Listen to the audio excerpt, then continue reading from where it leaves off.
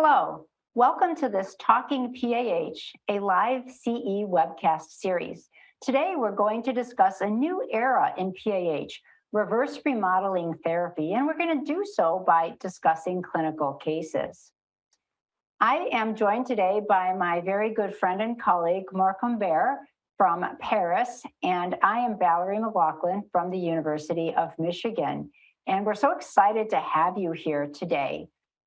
Let's talk about the learning objectives for this activity. So we'll discuss implementation of strategies to improve initial identification of clinical symptoms for the prompt assessment and diagnosis of pulmonary arterial hypertension. We'll talk a lot about clinical trial data, safety, and efficacy, especially of some of the emerging therapeutics for the management of PAH. And we will formulate treatment plans for various points in the PAH disease stages based on individual risk factors.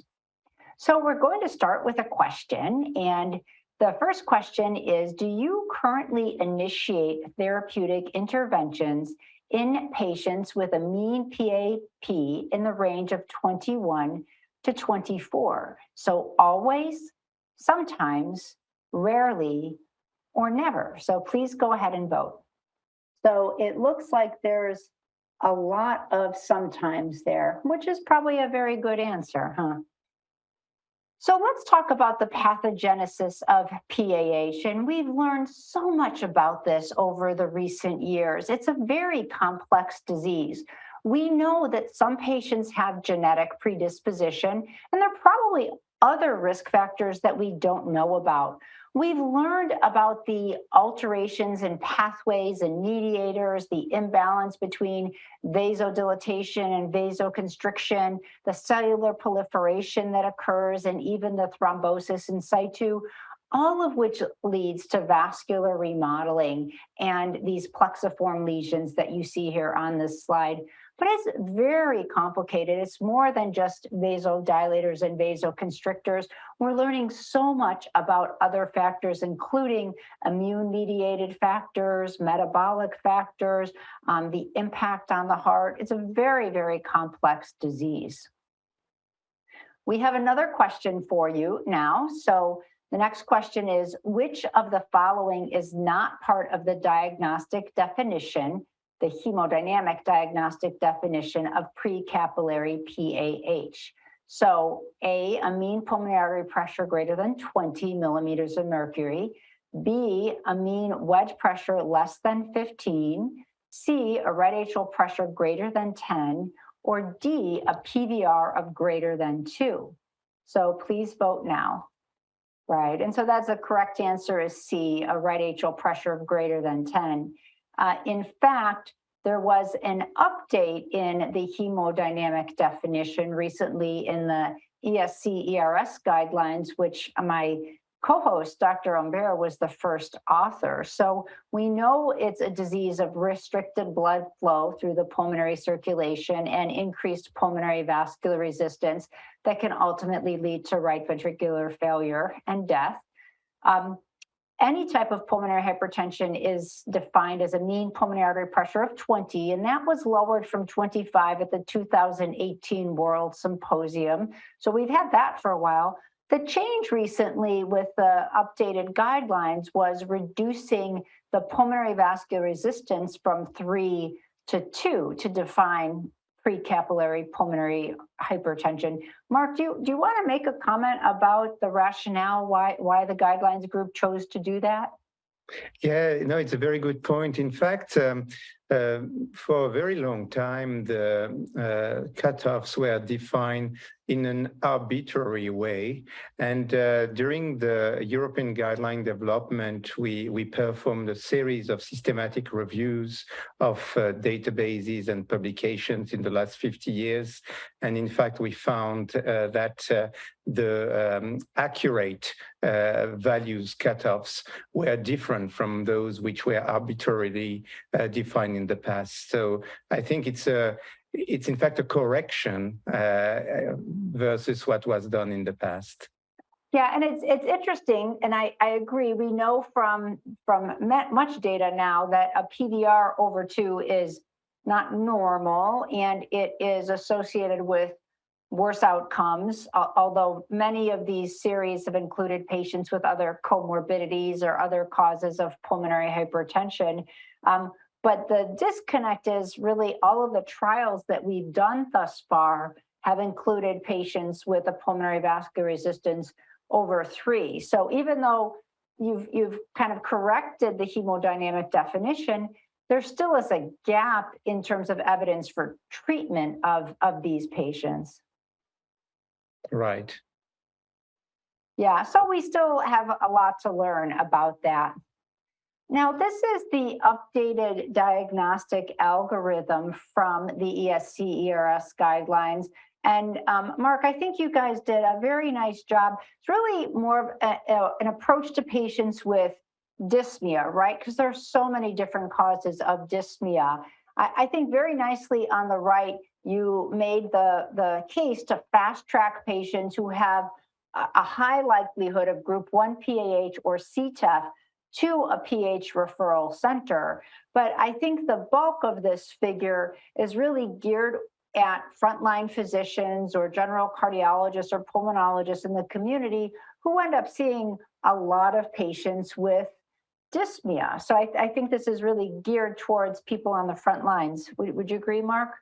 Oh yeah, totally. And it was a very interesting discussion, but we all realize that in real life setting, most patients complaining of shortness of breath do not have PAH, and they need to be evaluated properly by their frontliner doctors. I mean, not only general practitioner, as you said, but also local cardiologists and respirologists. So the fast track is important. The fast track is important if somebody has risk factors for group 1 or group 4. We shouldn't lose too much time. Right.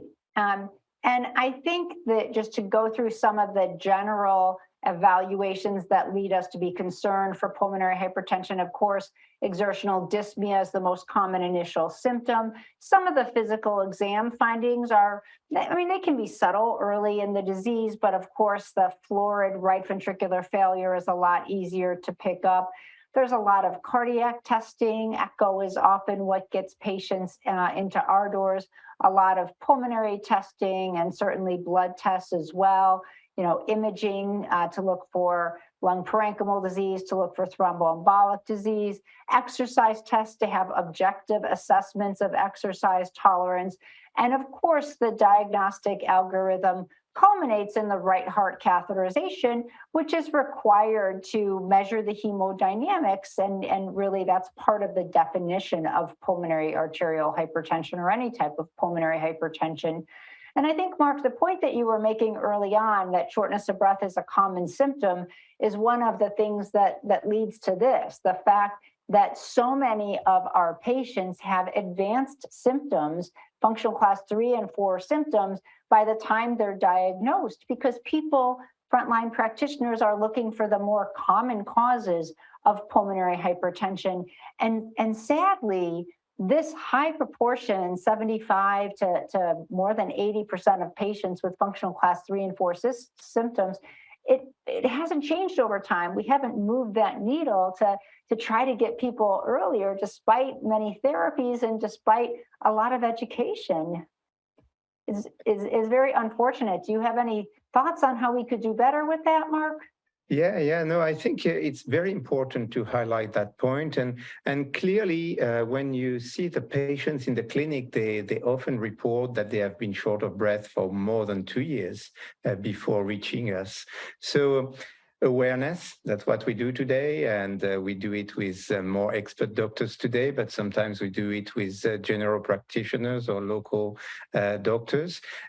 Clearly, awareness and fast track referral of patients with risk factors, that's certainly an important thing.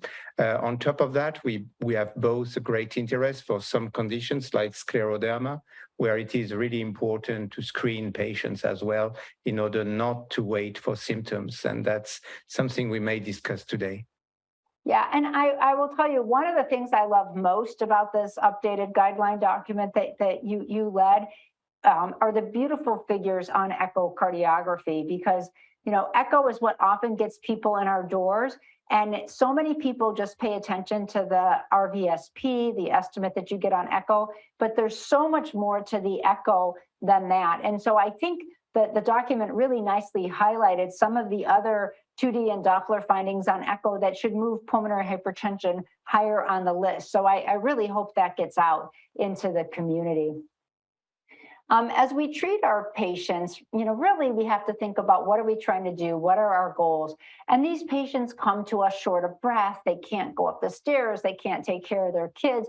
And really what they want is symptom relief and to improve their activities of daily living. But of course, we want other objective measurements of improvement in their disease. So seeing their hemodynamics improve, delaying need for more aggressive therapy or hospitalization, and ultimately improving their survival. So we have many goals of our therapy, and as Dr. Humbert will discuss, we have a good pathway to get there for many of our patients. Yeah, thank you, Valerie, indeed. And maybe we should discuss a case together. Maybe to have a sense of real life data. So this is a lady, a 30-year-old female who presents in my department with shortness of breath, as you will see. And we have structured the case presentation through usual medical history, other history assessments, and management. And in this very case, in this 30-year-old lady, in fact, she's recently diagnosed with NYHA functional class 3 PAH. So we know that she comes for that. And as you just mentioned, this lady, she's young, and she has been diagnosed with quite advanced symptomatic PAH, and certainly there were many missed opportunities in her trajectory, and that's maybe something we would like to interfere with. When she presents, fortunately, she's not functional class 4, and she has no signs of symptoms of right heart failure. So you just mentioned that the guidelines nicely describe the traditional way, stepwise from GP to cardiologist and then to referral center. But in a lady like that, 30 years old, if she has any risk factor for PAH, or if she has warning signs, such as rapid progression of symptoms, she should be referred as fast as possible to one of our centers. So in her other history, we know for sure that she's young enough to have no significant chronic cardiac or respiratory disease. She had no history of thromboembolic disease, no familial history of PH, no drug or toxin exposure, no connective tissue disease to the best of our knowledge, no history of liver disease or portal hypertension, no congenital heart disease to the best of our knowledge, and no HIV infection or infectious disease like schistosomiasis. So when she was seen, she had an echocardiography done, and she had no evidence of left heart disease or valve disease.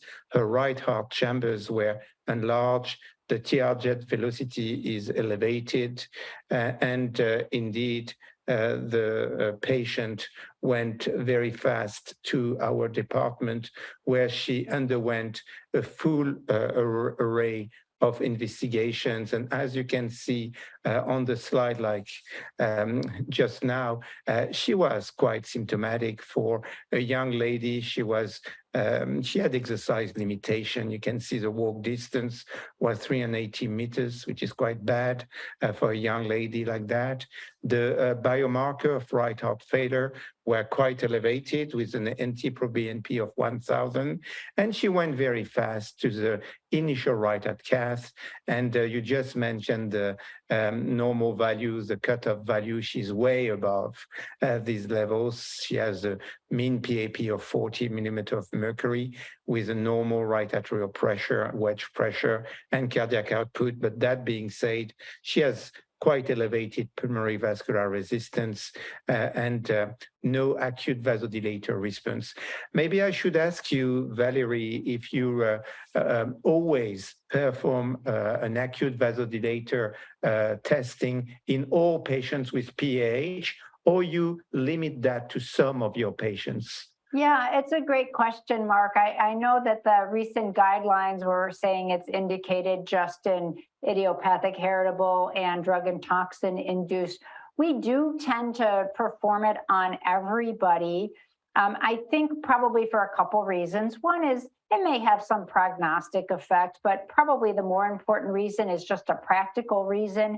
In the US, most of the prior authorizations to get pulmonary hypertension medications for our patients require that they have a negative vasodilator test. The insurance companies are not as smart as you and the guidelines committee. And so when I submit for a medication and someone with scleroderma, they ask about the test. So it's in reality, it's just easier to do it to help make that prior authorization process easier. No, that's really interesting to hear. And of course, guidelines are guidelines, only guidance. And you have to be pragmatic and try to organize your evaluation according to local practice. So thank you very much for sharing that.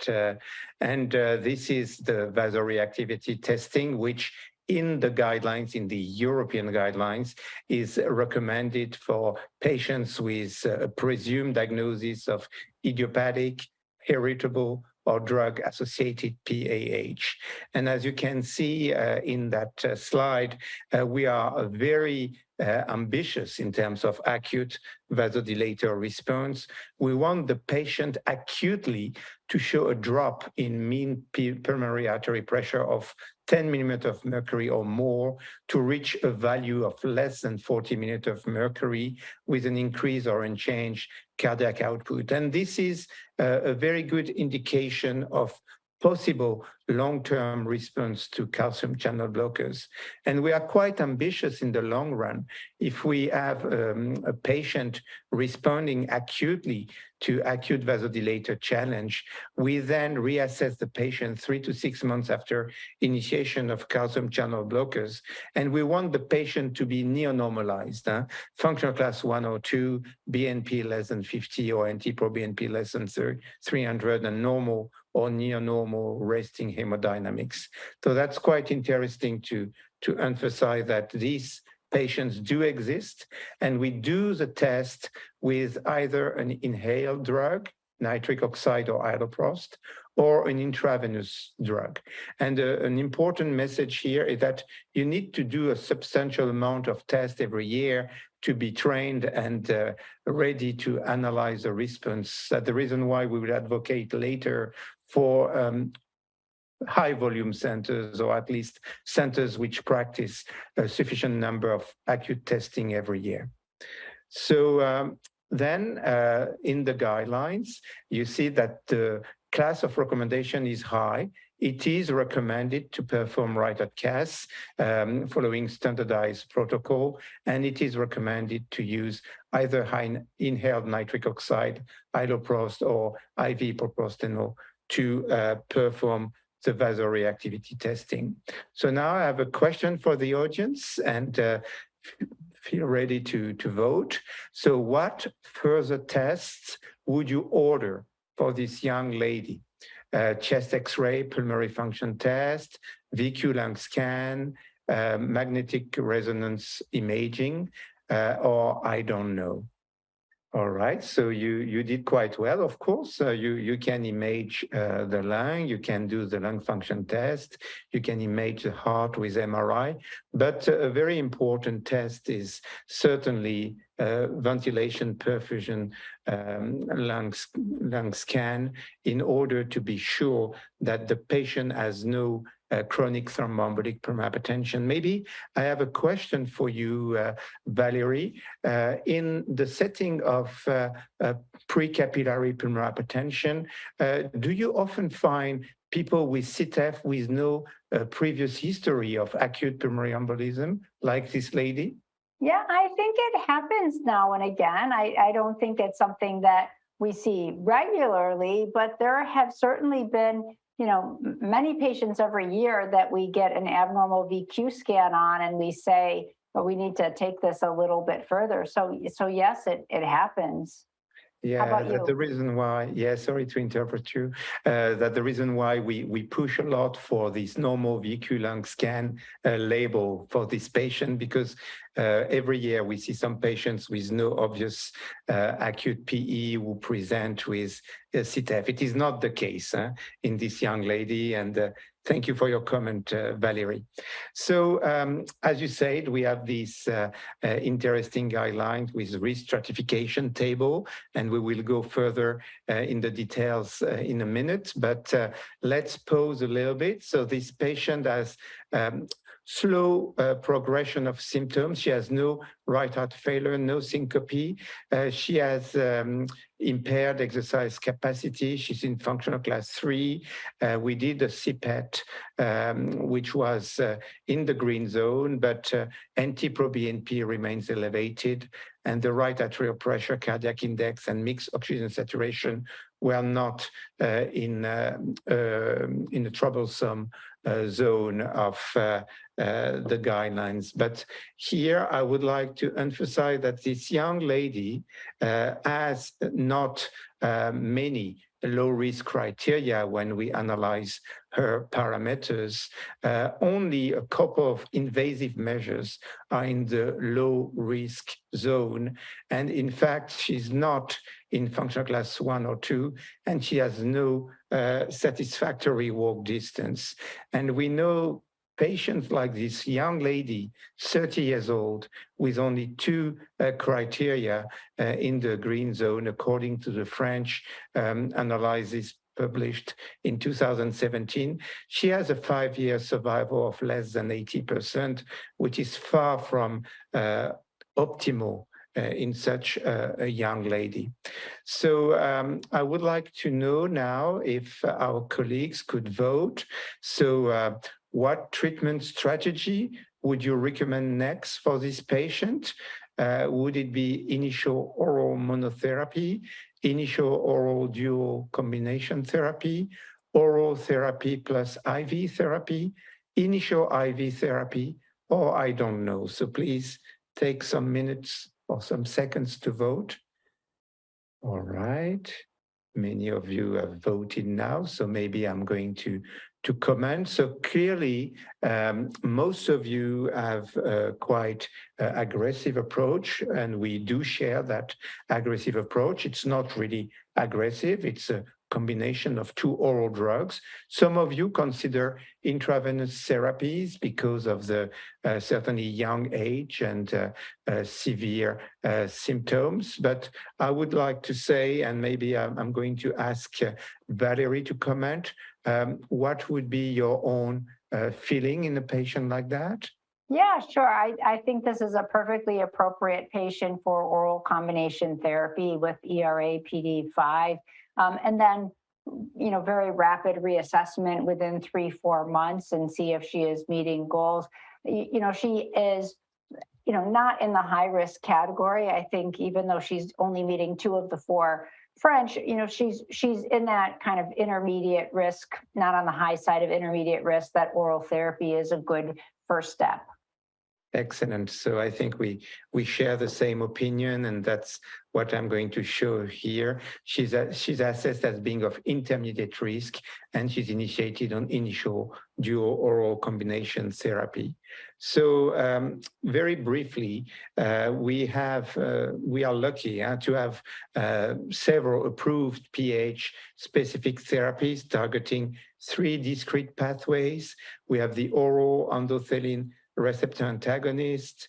We have the oral nitric oxide targeted therapies, either through PDE5 inhibition or guanylate cyclase stimulation.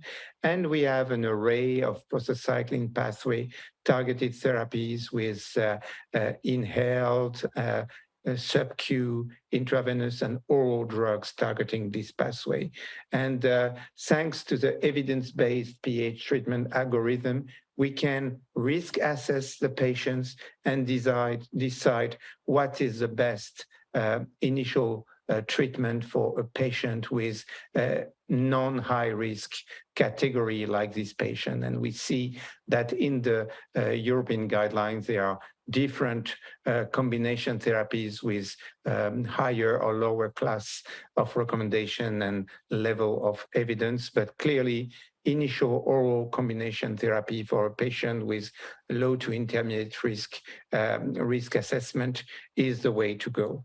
So clearly, the evidence-based treatment algorithm has been also in the European guidelines investigated in great detail with what we call PICO question. You know, this is a way of grading the evidence. So the PICO question was, should initial oral double combination therapy versus monotherapy be used in symptomatic patients?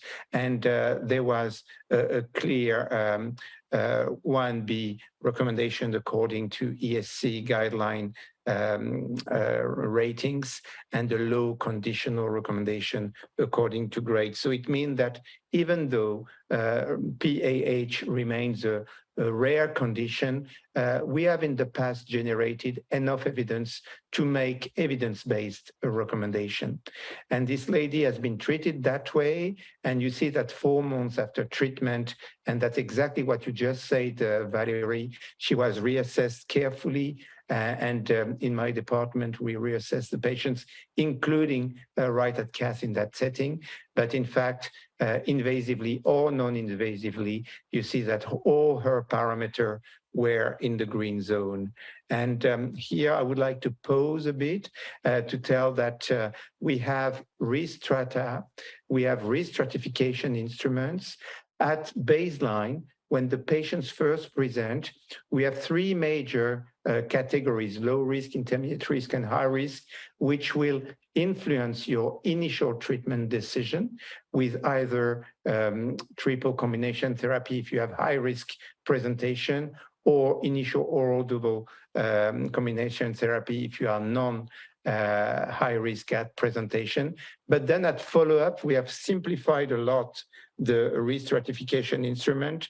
And thanks to the few European registries, we have now a non-invasive risk stratification model, which allows to substratify the intermediate risk in intermediate low and intermediate high risk, which carry different outcomes and different 1-year mortality rate. And you see at the very bottom of this slide, when you are low risk, your 1-year mortality rate is less than 3%. When you are high risk, it's more than 20. But the very large intermediate low risk is a very, very broad territory. And you see when you are intermediate low risk, meaning having a good walk distance with biomarkers not too elevated, your 1-year mortality rate is much lower than in the other intermediate risk subgroup, which is intermediate high, where the 1-year mortality ranges from 9 to 19%. So Valerie, this non-invasive four strata risk model is quite easy to use in the clinic.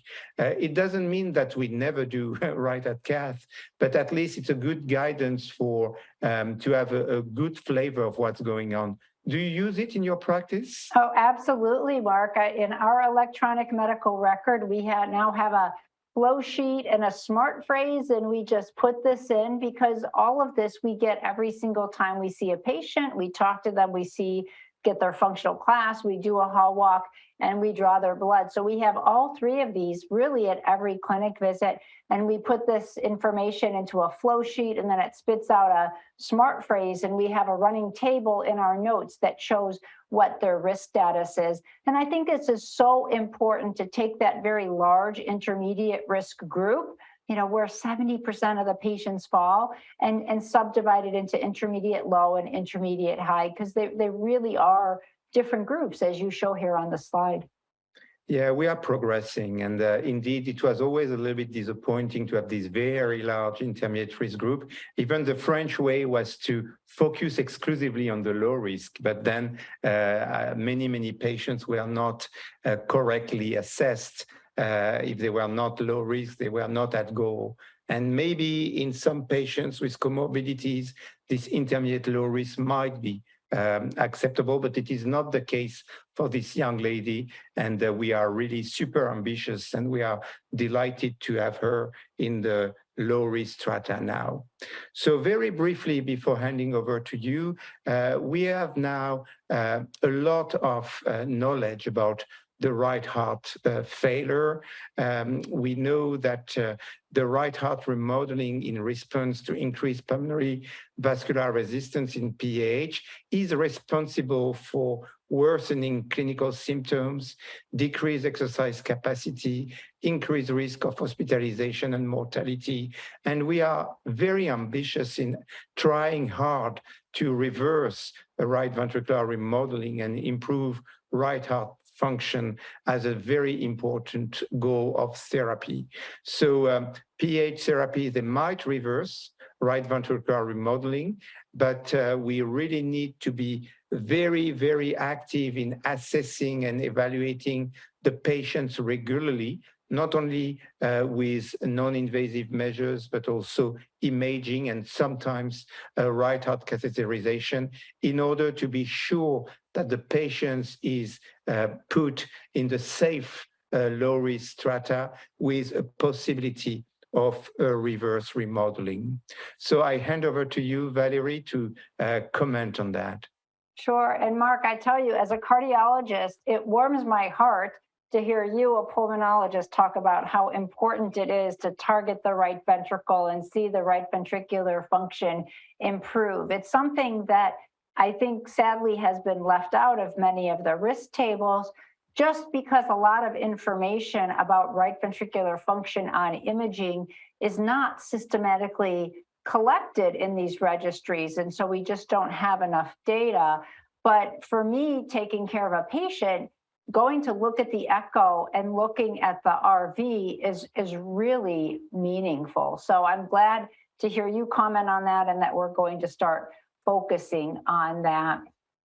So Mark, I think you very nicely talked about the initial assessment, the initial choice of therapy, but I think probably the even more important part of the algorithm is reassessing, trying to get to the patient to low risk, and considering the addition of other therapies if we haven't gotten the patient to the low risk status. And we have many trials over the recent decades looking at combination therapy. And this is another slide from the guidelines that very methodically goes through many of the trials that we have. And we now have some morbidity and mortality endpoints looking at, for example, the ERA macitentan added to PD5s and oral or inhaled therapy that demonstrated an improvement in that endpoint. Selexipag added to ERA's PD5s are both demonstrating an improvement in outcomes. And oral treprostinil added to monotherapy, demonstrating an improvement in outcomes. So it's very nice that we now have more outcome event trials demonstrating efficacy of our therapy. And of course, we also have a lot of information about the 6-minute hall walk, looking at improvements with sequential combination therapy. I will not go through them all. Sometimes, Mark, it's more difficult once you have patients on more background therapy to get a higher level of 6-minute hall walk with adding a second agent or a third agent. Would you agree? Yeah, totally. And sometimes you always have to look at the full picture, the broad picture. And sometimes you have this ceiling effect when patients have been treated for a while, and sometimes they are a little bit deconditioned. Yeah, that's an important point. They're both important points.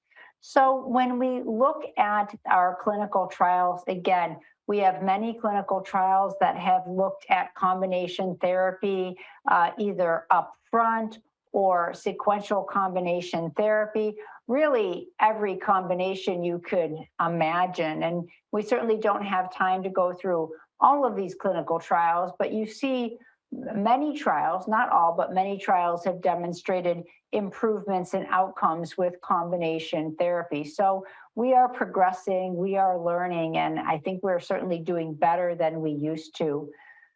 The largest clinical trial that we've ever had in pulmonary arterial hypertension is the Griffon study, which looked at over 1,100 patients with PAH, and these patients could be on monotherapy with ERA or PDE5 or dual therapy, or some patients were naive, and they were randomized to receive the selexipag, the prostacyclin receptor agonist selexipag versus placebo. And there was, in this trial overall, there was about a 40% risk reduction in the outcomes and the events that occurred. But very interestingly, the benefit seemed to be more the earlier we got patients. And in this analysis here, it looked at patients who were diagnosed within the prior 6 months, and you can see their improvement was greater than patients who were greater than 6 months. And the Triton trial, this is a very interesting trial. You know, we learned from Ambition, 2 is better than 1. So Triton is maybe 3 is better than 2. So this looked at newly diagnosed patients that were diagnosed with PAH, and they were randomized to ERA PD5, in this case, macitentan and tadalafil. They all got that, and then one group got selexipag and another group got placebo. And the primary endpoint in this trial was change in PVR, and both groups, initial triple and initial double therapy, both groups had a dramatic improvement in PVR, over a 50% reduction in PVR, reduction in PVR, improvement in NT-proBNP, over a 50-meter improvement in walk in both groups, but no differences between the groups. So, Mark, this is an interesting trial. You know, maybe, you know, in retrospect, was probably not the primary endpoint that should have been chosen, although there were reasons at the time. What is your take-home message from Triton? Well, there are several very important messages. First, after Ambition, we have a second evidence that initial oral dual combination therapy with an ERA and a PDE5 inhibitors translate into meaningful improvements, not only in PVR, but also in exercise capacity. And adding an oral prostacyclin receptor agonist does not improve that immediate improvements. And of course, there were some long-term follow-up, but I think we should focus on the primary measures. So having 2 oral drugs in combination in symptomatic PAH, not too advanced, is certainly a very, very nice initial step with meaningful efficacy in terms of hemodynamics and clinical relief. Right, and it's data like this that makes us feel very comfortable treating that first patient you presented in a case with dual oral therapy, and she had a very similar response. She had an excellent response. Yeah, and if by any chance she doesn't do well, there is always a possibility, thanks to Griffon, to consider sequential triple. But here you show the long-term outcomes with initial triple. Yeah, now I think we have to interpret this with caution, right? Because the primary endpoint was not met. And so these additional endpoints are a little bit exploratory, but it's hypothesis generating. And again, it is more similar to the endpoint that we saw in Griffon, that the patients who were randomized to initial triple therapy in terms of outcomes did better over time than the patients who were randomized to initial double therapy. And it's very interesting, Mark, we just got a question that came in. I made a comment about how maybe it wasn't the right primary endpoint with pulmonary vascular resistance, and someone's asking what endpoint would have been preferred. Do you have thoughts on that? Well, it's always challenging because when you make a trial, you need to have a reasonable number of patients recruited with a reasonable endpoint. But maybe time to first disease progression event would have been of interest, but you had to measure the number of patients needed, and it was a bet. Yeah, and hindsight's always 2020, right? You look at this graph and you say maybe that should have been the endpoint, but at the time the trial was designed to design a trial with this endpoint would have been probably an exorbitant high number of patients and may not have been feasible. So it's always that balance when we're designing trials. Now, upfront triple therapy, Mark, your group has done a remarkable job looking at this and has done a number of series from the French registry, and there's some from Italy as well, showing that the sickest of the sick patients, those patients in the red zone, or even some what I call in the orange zone on that higher side of intermediate risk, those patients may do better with upfront triple therapy. They are more likely to improve, have hemodynamics improvements, and improvements in risk scores. So I still think there's room for upfront triple therapy. I would say in my practice, out of the patients with PAH that are referred to us, like the real PAH ones, probably 10%, maybe 10 to 15% fall into this group where we treat very aggressive with upfront triple therapy. Mark, what would you say it is in your practice? Yeah, it is around 1 in 10, but very strangely, these people, and we published that very recently, and you wrote a very nice editorial on this paper. Very strangely, these patients who are extremely severe, usually they do respond quite well to initial triple combination therapy. Of course, they are often younger and they have more room for improvement, but I think your point is well taken. Upfront triple combination therapy with a parenteral prostacyclin is certainly the way to go in advanced high-risk PAH patients. Yeah, absolutely. The repair trial is another interesting trial. Mark, you were talking earlier about improvements in RV size, structure, function, and the repair trial was a year-long trial, really just an observational trial looking at the effects of our oral therapies on RV remodeling and function by cardiac MRI. And there were some positive changes in RV size and function, stroke volume there. So I do think that it's important for us to pay attention to the right ventricle. Mark, I tell you, right now is one of the most interesting, exciting times, right? Because for many years, and you've written about this, right? There are these papers by Mark Humbert that have these 3 pathways, and the pathways look similar now than what you did in a New England Journal article almost 20 years ago now, focusing on these 3 pathways. But we're suddenly starting to see the emergence of many more pathways that we are starting to test in terms of additional treatment options for pulmonary hypertension. Some pathways looking at gene factors and molecular signaling, the tyrosine kinase pathway. There's several different ones we're looking at there. The metabolism, I mean, we don't have time to go through all of these, but there are so many different mechanisms of action, immune modulation.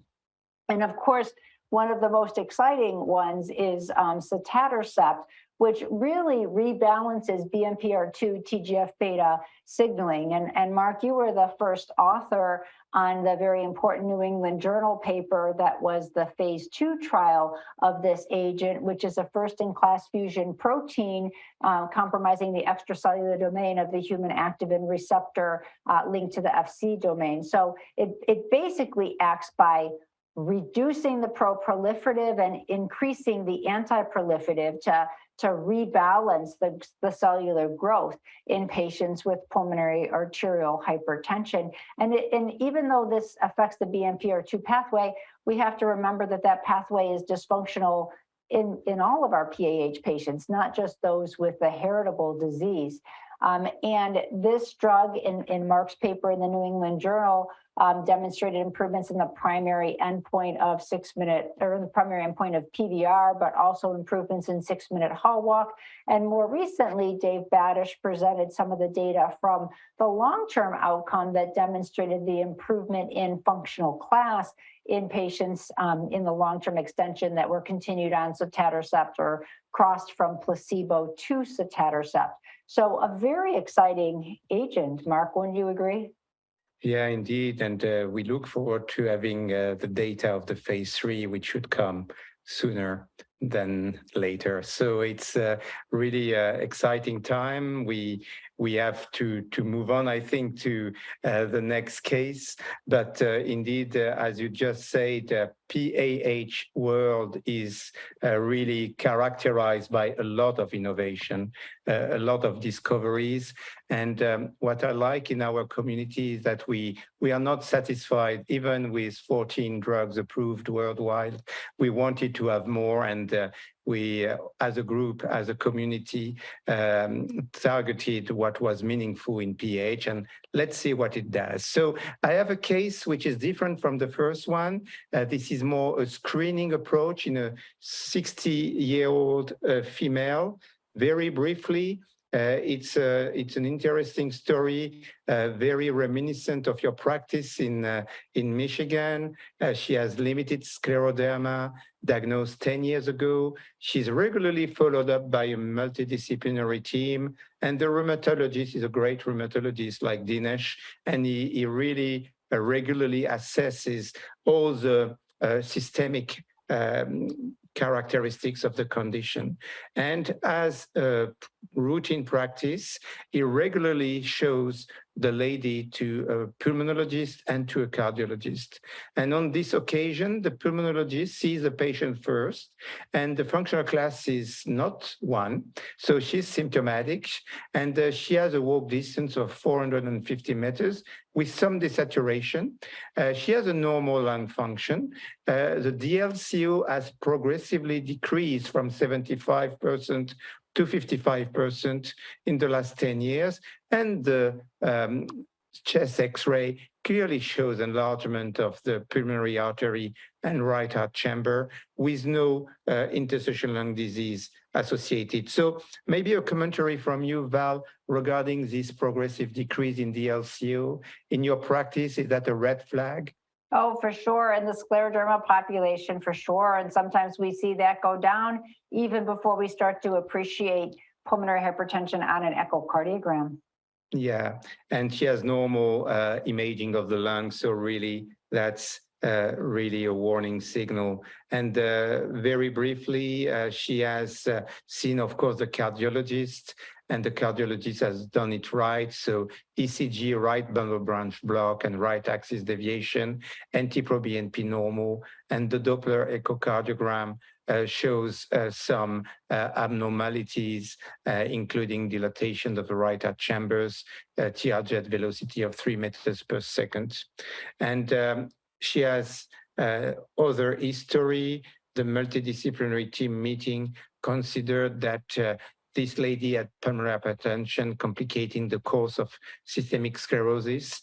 They could not find other causes of PAH, such as portal hypertension, HIV, or other. She had no heart or lung disease. She had a normal VQ lung scan. We have to do it even in scleroderma. And she has no cardiopulmonary comorbidities. And the assessment went straight to the right heart cath, and you can see that she has less severe precapillary pulmonary hypertension in terms of pressure, but she has lower cardiac output than the 30-year-old lady, leading to a PVR of 7 Wood units. So she has really precapillary pulmonary hypertension. And just a brief comment regarding right heart cath. Right heart cath is truly recommended to confirm the diagnosis of PH. And of course, you don't look only at the mean PAP. You have a long list of data which are really important to analyze, and a complete set of hemodynamics is needed. In patients with systemic sclerosis, we have different ways to screen for PAH.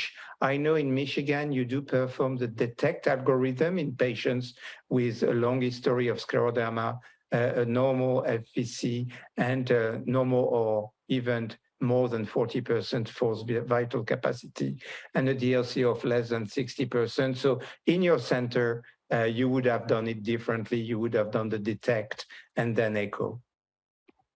Yes, well, detect would include echo as well. That echo is in the step 2 of detect. Yeah. But Mark, we in Michigan were very happy to see this get a class 1 recommendation in the guidelines. So thank you for doing that. We think it's very important. It's a very simple equation to apply to the scleroderma patients.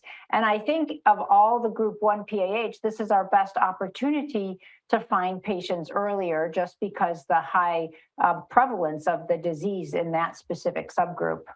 Indeed, and it's no, I think it was reasonable to give a one class of recommendation because of the large number of data available right now. So well done, and it's good for the patient screening. So we are going to maybe go straight to the broad description of this patient. So she has been not really screened because she was functional class 2, but she had early detection of PAH, and she has broadly non-severe presentation, so not high-risk presentation. And the assessment in this lady included a wide array of characteristics, which were all in the green zone. So for the initial treatment decision, we were really in the good low risk 3 strata risk model. And just briefly, what did we change in the recent guideline? We didn't change anything in terms of functional class or walk distance, but we changed some cutoffs and we introduced new parameters. So the cutoffs were changed for BNP and NT-proBNP, and the new parameters were echocardiography. TAPSE over PAPSE is an interesting new addition in terms of echo. Cardiac MRI was introduced with data, and the stroke volume index was added in the 3 strata risk model. So I don't ask you to comment because we are a little bit late. So I will just let you know that this low risk status scleroderma PH patient was treated, of course, with initial dual oral combination therapy. And she did quite well, as it is often the case in patients who are treated early in the course of their pulmonary vascular disease.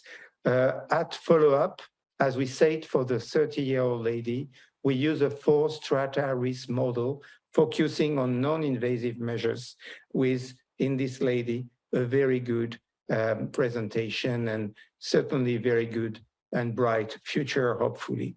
So care coordination, I think this was a message from this patient. She saw a rheumatologist, a pulmonologist, a cardiologist, seamless. It was done in a multidisciplinary team. And I hand over to you, Valerie, to comment on the last few slides. Yeah, I think the multidisciplinary team is really critical. You know, at some centers, it's mostly pulmonary. At some centers, it's mostly cardiology. But of course, you need to lean on your colleagues, but you need to have multiple PH providers.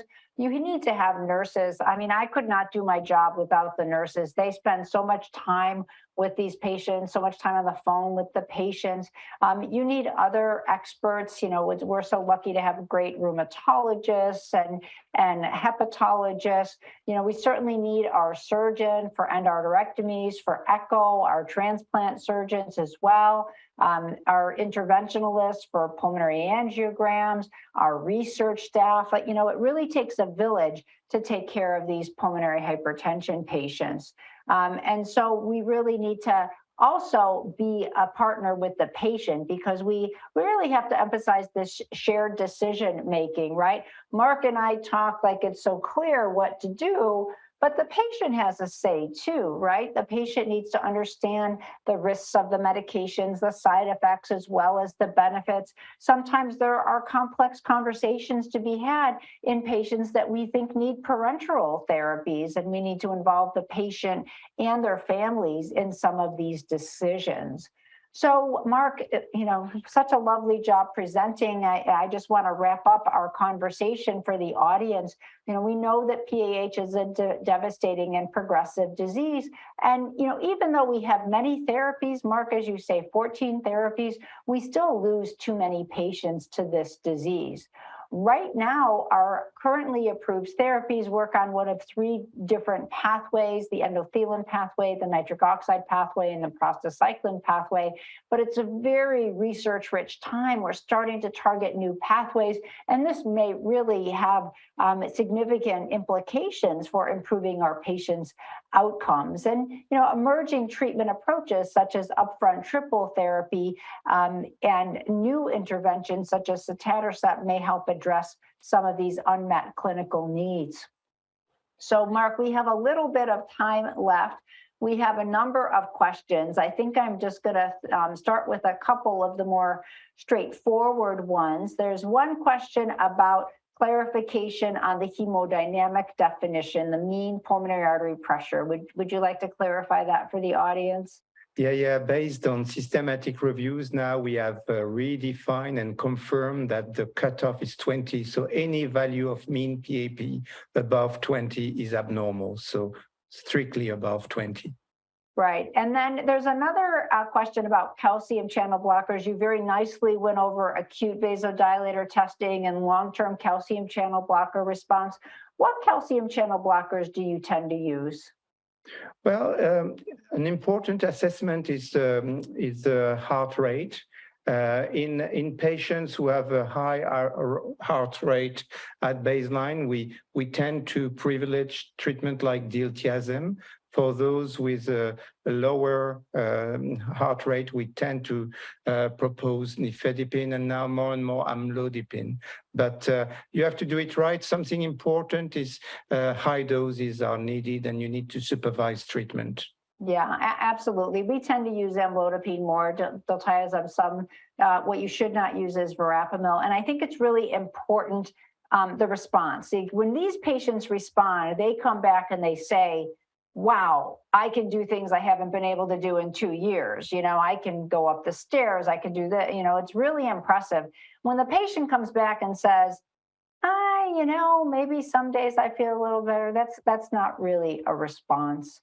Mark, you've done so much wonderful work on heritable PAH and genetics. There's a question here about what proportion of patients have the BMPR2 mutation. Yeah, BMPR2 mutation can be detected in around 20 to 25% of patients with idiopathic or drug-associated PH. And when you have a familial history, it is 80%. So it is a common mutation. And in fact, quite importantly, it does not predict any response to any approved therapy to date. Do you offer genetic testing to all of your idiopaths, like not people without a family history? Yeah, we do, especially in the younger patients who are less than 60 years of age. Yeah, we have started doing that too. I think really since the 2018 World Symposium, we've been doing that more consistently. There's a question mark about thrombocytopenia, which was an AE of special interest in the sotatercept trials. And are you aware of any thrombocytopenia-related bleeding or need for platelet infusions in those trials? Yeah, this is an interesting question. So thrombocytopenia was not profound, and there was no need to transfuse platelet. And to the best of my knowledge, there was no thrombocytopenia-related major bleeding. Yeah, I agree.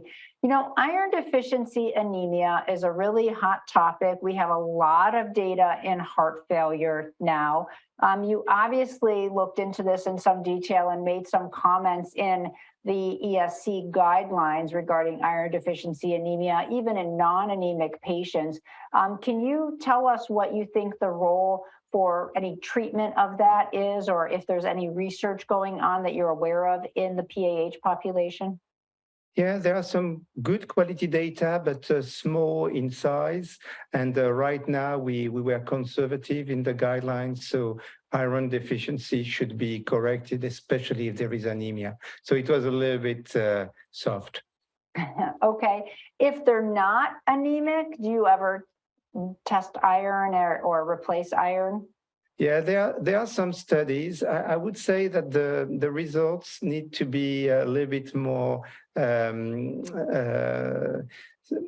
robust right now. So some people do it in the UK, in Germany, they do it quite a lot.